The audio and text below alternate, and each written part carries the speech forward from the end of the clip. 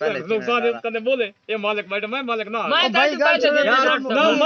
छोड़ मेरी गाल सुन ये होने फिक्र में था दुकान पे मोबाइल नवा 0 मीटर डब्बे पैक गिनो ना उंदे डब्बा अगर खोलो चाना उहे ले घाटा ते जेले मैं सीमा कटिए ना उससे घाटा आ गई घाटा आगे के लिए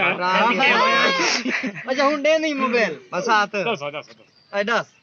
तो सादा पैसे नकदी नहीं बसात बस पैसे नकदी देने चैनल तो जरा सारा बनसी पहला बता लाला थिया 200 नुकसान से 300 सपोर्ट करो भाई चैनल को मौका दे सपोर्ट करो भाई यार मौका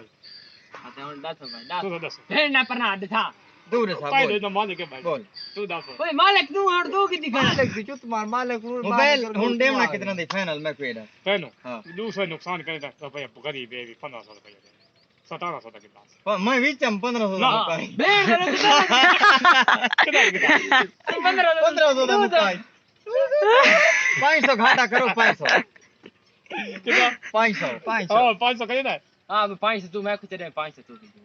बड़ा मुत्ता दे मोय 500 तक ना हजार 500 ही कुछ थी वजह 1200 रुपया दे तो चल 800 रुपए तक की दिखाना दो हजार ही दे तो मैं वना कहीं दी मेहनत करे हां बाबू तो रो दे साढ़े बात देखो आधी सारी पैसा दे तो आंधी हाड़ ते